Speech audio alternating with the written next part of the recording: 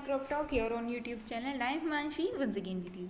और आज मैं आपके साथ डिस्कस करने वाली हूँ फॉरेस्ट कंजर्वेशन एक्ट 1980 और साथ ही साथ हम डिस्कस करेंगे amendment of forest in the forest act 1992 के बारे में। सो वीडियो को बिल्कुल एंड तक देखें, दोनों को समझें कि क्या है, कौन सा एक्ट है, ये बहुत ही इंपॉर्टेंट है। मैं आपको बता देती हूँ आपकी इन्फॉर्मेशन के लिए, हम पढ़ा रहे हैं फ़िलहाल इन्वायरमेंटल साइंस या फिर स्टडीज़, जो कि ऑल इंडिया में कंपलसरी प्रोग्राम होता है इन्वायरमेंटल अवेयरनेस के लिए। सभी graduation and post graduation courses में ये चलाया जाता है। तो सेम सिलेबस होता है, चाहे आप बीटेक कर रहे हैं, चाहे बीएससी कर रहे हैं, चाहे बीकॉम कर रहे हैं या फिर बीए कर रहे हैं, सभी के लिए इक्वली इम्पोर्टेंट है ये। सो ये हम कोर्स आज डिस्कस कर रहे हैं। और अगर आपको बाकी के इस कोर्स की वीडियो चाहिए तो नीचे आपको लिंक मिल जाएगा, किसमें, इन्वायरमेंटल साइंस प्लेलिस्ट में या स्टडीज़ प्लेलिस्ट में, आप उसमें भी जा करके देख सकते हैं।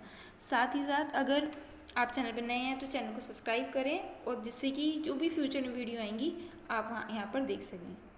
सो सबसे पहले हम जानेंगे कि फॉरेस्ट कंजर्वेशन एक्ट 1980 है क्या। सो ये जो एक्ट है बेसिकली नाम से ही पता चल रहा है, देखिए फॉरेस्ट कंजर्वेशन यानी कि फॉरेस्ट के कंजर्वेशन से रिलेटेड होगा, ठीक है। तो ये एक्ट क्या करता है, डील करता है कंजर्वेशन से रिलेटेड फॉरेस्ट के, और उससे रिलेटेड जो भी एस्पेक्ट्स हैं, यानी कि कंजर्वेशन को कैसे कर सकते हैं, उससे रिलेटेड जो भी एस्पेक्ट्स हैं उनसे क्या करता है, डील करता है। ये जो एक्ट है ये सभी जगह पे एक्सेप्ट किया गया था, अडेप्टेड किया गया था इंडिया में, बट कहाँ नहीं किया गया था, जम्मू एंड कश्मीर, ये याद रखिएगा, JNK, ठीक है, जम्मू एंड कश्मीर में नहीं किया गया था, ठीक है, क्योंकि उनके अपने खुद के एक्ट्स होते थे। तो फिर ये जो एक्ट है कवर करता है सभी टाइप के फॉरेस्ट को, इसमें रिजर्विंग फॉरेस्ट आते हैं, प्रोटेक्टेड फॉरेस्ट आते हैं, या कोई भी फॉरेस्ट लैंड जो क्या करता है, irrespective of its ownership. Next हम पढ़ेंगे सैलिएंट फीचर इस एक्ट के। सो ये हैं सैलिएंट फीचर्स में, पहला है जो स्टेट गवर्नमेंट होती है वो, उसके पास पावर होती है इस एक्ट के अंडर कि वो यूज़ कर सके फॉरेस्ट को सिर्फ किसके लिए, फॉरेस्ट्री पर्पस के लिए, ठीक है, वो और किसी तरीके से उसको यूज़ नहीं कर सकती है। अगर इफ़ एट ऑल, मतलब अगर ये ज़रूरी है कि हम उसको अदर वे में यूज़ करें, तो उन्हें क्या करनी होगी, पहले से एक अप्रूवल लेना होगा सेंट्रल गवर्नमेंट का, ठीक है। किसका लेना है, देखिए सेंट्रल गवर्नमेंट का। उसके बाद क्या कर सकते हैं, वो ऑर्डर पास कर सकते हैं, जिससे क्या कर सकें, वो डिक्लेयर कर सकें some part of reserve for non forest purpose, ठीक है। जो यानी कि सपोज ये एक फॉरेस्ट है, इसमें से अगर नीड होती है तो कुछ पार्ट ऐसा है जो रिजर्व होता है जो नॉन फॉरेस्ट पर्पस के लिए यूज़ किया जा सके, ठीक है, जब सेंट्रल गवर्नमेंट पास कर सकते हैं। एग्जाम्पल के लिए जैसे कि माइनिंग हो गया, ठीक है, और या फिर और for clearing some naturally growing trees and replacing them by economic important tree, जैसे कि रिफॉरेस्टेशन, ठीक है। सेकंड, ये एक प्रोविज़न है किसके लिए, कंजर्वेशन के लिए, सभी टाइप के फॉरेस्ट के लिए, ठीक है, कि उनमें क्या होनी चाहिए, एडवाइजरी कमेटी होनी चाहिए जो रिकमेंड करे फंडिंग के लिए, ठीक है, किसको, सेंट्रल गवर्नमेंट को, ठीक है। नेक्स्ट है जो एक कोई भी इलीगल नॉन फॉरेस्ट एक्टिविटी अगर फॉरेस्ट में होती है, ठीक है, उसको इमीडिएटली स्टॉप किया जाना चाहिए,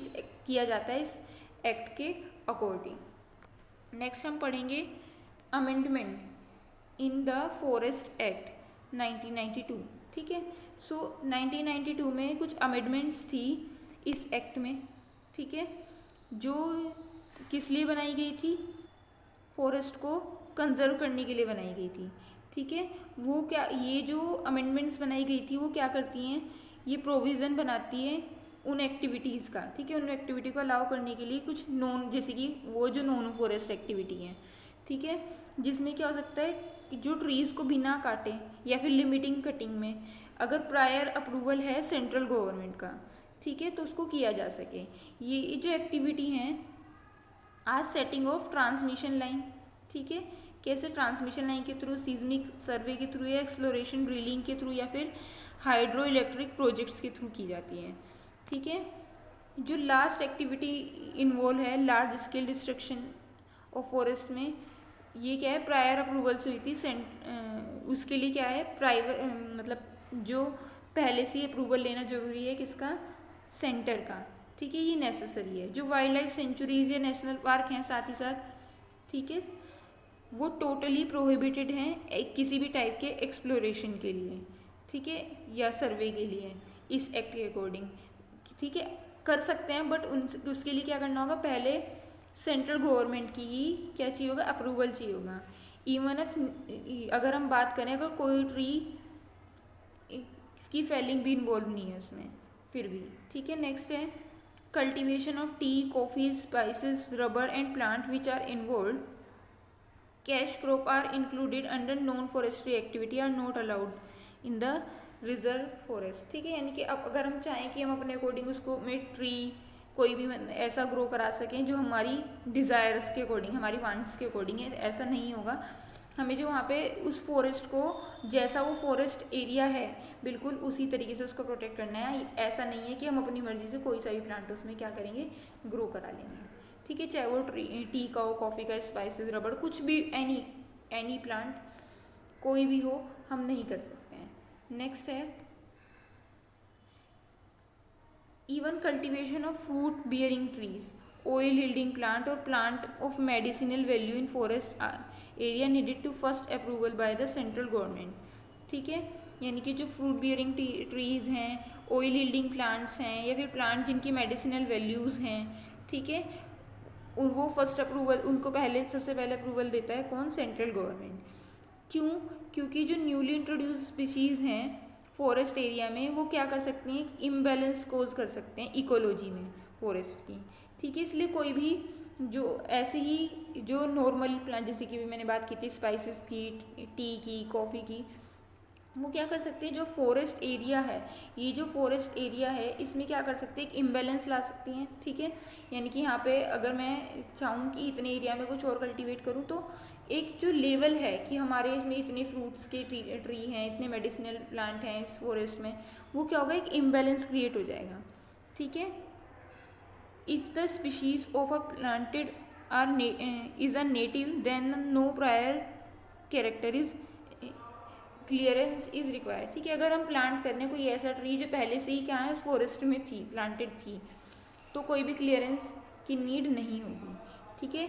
जो टजर कल्टीवेशन है, ये एक तरीके की सिल्क यील्डिंग इंसेक्ट है जो फॉरेस्ट एरिया में और by tribes as means of their livelihood is treated as the forestry active activity as long as it does not involve some species host tree like asan and arjun, ठीक है। एक टजर cultivation होता है जिसमें सिल्क को yield करने वाला इंसेक्ट इन्वॉल्व होता है, ठीक है। इसको अगर हम कर रहे हैं ग्रो, ठीक है, तो हमें इसमें किसी भी तरीके से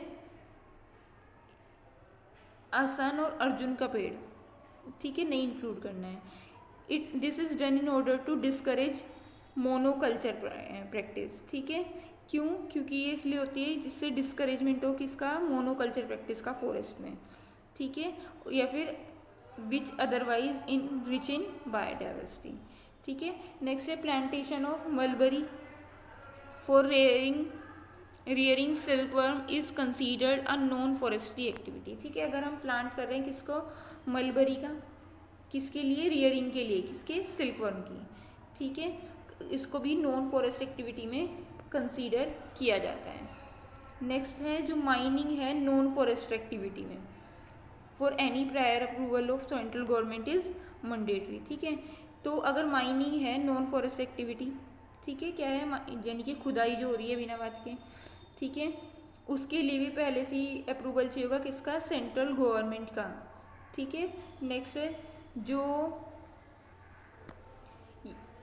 अगर हम रिमूव कर रहे हैं किसको, स्टोन्स को, बजरी को, बोल्डर्स को, या फिर किसी भी तरीके की रिवर बेड से कुछ भी निकाल रहे हैं, ठीक है, जो फॉरेस्ट एरिया में आती है, वो भी नॉन फॉरेस्ट एक्टिविटी में आएगी, ठीक है। यानी कि वो तक भी नहीं कर सकते हैं, ठीक है। कोई भी approval send to the central government for non forest activity must be a cost benefit analysis and environmental impact statement, ठीक है। अगर कोई भी अप्रूवल हो रहा है, मतलब अप्रूवल के लिए सेंड हो रही है non forest activity central government से, तो उसमें क्या होना चाहिए, उसमें कोई ना कोई कॉस्ट बेनिफिट एनालिसिस होना चाहिए, और साथ ही साथ इन्वायरमेंटल इम्पैक्ट स्टेटमेंट यानी कि EIS उसका क्या होना चाहिए, ठीक है, उस प्रपोज्ड एक्टिविटी का जो भी हम करने वाली हैं, रेफरेंस के साथ, ठीक है, कि उसके इकोलॉजिकल या फिर सोशियो इकोनॉमिकल इम्पैक्ट्स क्या क्या होंगे। सो thus the Forest Cultivation Act has made ample provision for conservation and protection of forest and to prevent deforestation। ठीक है, तो जो फॉरेस्ट कंजर्वेशन एक्ट है वो किस लिए बनाया गया है, जिससे वो क्या, इसमें प्रोविज़न है सभी कंजर्वेशन के, प्रोटेक्शन के, किसके, फॉरेस्ट के, जिससे प्रिवेंट किया जा सके किसको, डिफॉरेस्टेशन को। सो ये था हमारा आज का छोटा सा video. Thanks for watching. If you like this video then like share and subscribe. Thanks for watching. मिलते हैं नेक्स्ट वीडियो में।